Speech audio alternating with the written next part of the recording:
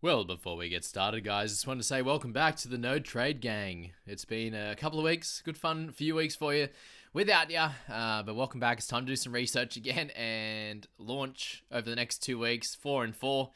Get yourselves back to the No Trade Gang again, because it does seem like a pretty fun one. I personally was left with one, so yeah, didn't utilize them all. A bit boring, isn't it? So hopefully that keeps us guys that have that extra couple of trades in the bank to in good stead going forward and being able to create a cracker side. But in this video, I'm just going to go through that last game, guys, and give us an overview of where we're at. The Dolphins still have one bye remaining. The Titans are done. And a lot of these guys you'll see here scored super well and unlikely to keep that certain role. You're looking at Jaden Campbell with Brimson coming back.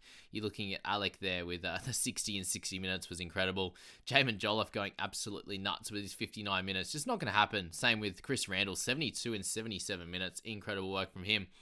Verrills the 69 isn't going to happen very regularly on his part there. So some just monumental, massive efforts from a lot of these guys, and the extra sort of extra 4 minutes or whatever it was of extra time, exactly what I didn't want, given I only had the one player and was slowly losing ranks across this game. Thankfully, it was slowly with Valens Tafade in there doing his thing. But for those that had Tanner Boyd, for those that had Lemuelu, it ended up okay, and they're two guys that you could potentially be holding going forward into round 20. But yeah, all the major buys are done. It's very exciting. We have just this one here with 3 teams out, which is going to be pretty important. I think it's going to be tough to get that full 17 for a bunch of teams. Obviously, if you're carrying the Dragons, the Raiders there, and obviously the Bunnies players to go along with, maybe a cheapie or two that you're not super keen on playing, and then anyone who doesn't back up from Origin, it might be a little bit tough. So let's just wait until Origin is done on Wednesday before we do go ahead and make some trade suggestions or even just lock in some trade thoughts there. So yeah, not a lot to cover in this game. Obviously, those guys that I mentioned there, Jaden Campbell, Randall, Verrills. Kelly's an interesting one. He was obviously probably one of the better picks this week up against the Dolphins side that is struggling a little bit at the moment. They did end up winning this game, but defensively, that right side seems to be in a little bit of trouble, and I am worried slightly for Valens and him keeping his spot. Like, he seems great on the offensive side of the ball. That right side does. They seem to score better this week on that left-hand side, which helped them get a couple of tries down that left-hand side. They did go right at one stage when Kenny Bromwich kind of used Valens and also end up using Asako there as a bit of a decoy, so he could go over himself there for sure. So as I said, apart from like Kelly is like a decent center option, he'll have these games where he hits the 60 odd, then he'll go 20 odd. That's where his 42 average comes from there. Verrills at this point, you don't really want to be going for that mid-range type of hooker going into this week. Kieran Foran got 54 as well with the try. You've got Isaac Liu. You've got Harrison Graham, a cheapie that, look, if he can continue to get 55, 60 minutes or something like that, then that'll be cool. But they do have Hammer coming back. They could move things around in their back line if he goes to center, if he goes to full. But let's just say he goes to fullback. Nicarima comes probably back to the bench and may take some hooker minutes. They've got Isaiah Katoa playing some hooker minutes as well. So that's the main worry with Graham, is sort of using him as a cash out. But let's wait and see what happens with their team list.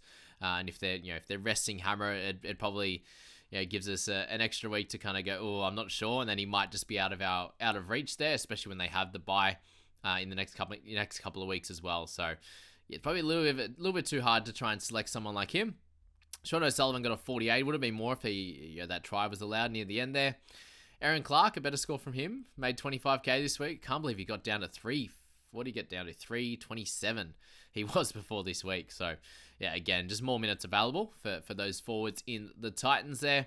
Isaiah Katoa, as I said, spent some time at hooker, so 30 tackles for him, 3 misses, a little bit of running, 185 kick meters there, and the try assists. So good stuff from him. Phil Sami, for those that still own him, got the 45. Unfortunate last week he missed it, but yeah, 45 in this one. Lem with the line break try, obviously wasn't super high on the base stats around that, but you'll still take that 45, and he's actually down to 521 now. And if he continues to keep that starting job, you'd probably want to keep him just because he's lost the majority of his money, and from here you wouldn't expect that he would get too much lower than that unless he gets another 20 or 30, which if he was to start is fairly unlikely. But Felice will be back, I believe, this week, and we'll be able to find out what's happening with him and in that starting side. But maybe at worst you keep him until their bye and make your decisions from there. Could be the play. Cleese Haas there's with 47 tackles for 1 miss, basically was where he got all of his points there. And he was another guy that was going to score fairly solidly there. He seems to, when he gets good minutes in that back row get a chance to score well. So he was a solid cash out for sure. Tanner Boyd went down to a 40 there. I think it looked like he upgraded to 41, but back to 40 in that one. 4 goals, 1 try assist. 4 missed tackles kind of hurt him in this one, but no tackle breaks, no offloads in that front. 1 forced dropout. It was fine, and he's now at 629. So, really from here, do you expect him to hit about a 44 average? 43, 45, somewhere around that mark? And if you do, then that's where he's priced at, and you're going to get him as a guy that you can play the rest of the year. 17th, 18th man kind of thing, especially most weeks, depending on guys you have on a buy that in that certain week. And really, it would seem like a bit of a luxury trade if you were to move Tanner on at this point, even if it was for a grant or something like that. Surely you could trade someone else to get to Harry before you move on Tanner. We moved to Val there, 36 in his in the full game there. So 15 tackles, 3 misses, couple of errors, not great. He had a turnover tackle, he had an offload, and 4 tackle breaks to go along with 160 meters. So really, for the most part, if he can get that 150 meters plus, there will be tries available, there will be offloads, there will be tackle breaks and the like there. So, a solid 37k gained. Bought him a couple of weeks ago. Let's just hope he maintains a spot in the side. And we can get him closer to a 500k before they have their buy. I believe they're 21, aren't they? And then Warriors 22. So, one more week before that buy. Would be nice, and then we can make a decision on him if he's someone that you can use to downgrade to a straight cheapie at that point, or you can upgrade him there because he's at 450 or something like that. Jermaine Osako, for those that grabbed him, the People's Squad there, he ended up with a field goal, I should say, sorry, is what Tanner got, not a try assist, a field goal there. Same with Osako, got the field goal. I actually thought he hit that field goal, but then they gave him the penalty there to knock that one over. Did get the try from that drop from Khan Pereira, but not a great night for Osako there with 2 penalties, 2 errors, and 3 missed tackles.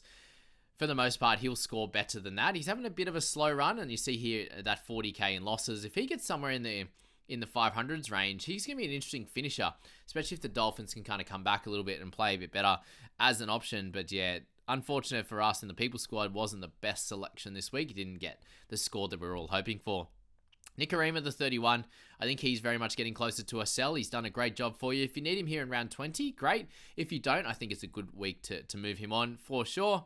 And then Isaac, only the 19 points in 18 minutes. So good little PPM, but just wasn't able to get plenty of minutes there. And same with Josh Kerr, only the 18 minutes wasn't great on his front. Jojo Fafita and Khan Pereira pretty low as well. So that's the wrap up there, guys. Heading into round 20, as I said, 3 teams are on the bye. How are you going to go getting that full 17 on the park? That's going to be the hardest part this week. I think mids, as I said, last week we were talking about, is going to be a pretty tough position there to get right. But let's see. Just obviously watch, as I said, you've got team list coming up, but watch out for Origin and see what happens there. And then, if you think a lot of those Origin guys are going to back up, they're going to be a lot of the targets this week. Hope you enjoyed this. I hope you enjoyed the week of footy, and we'll see you in the next one.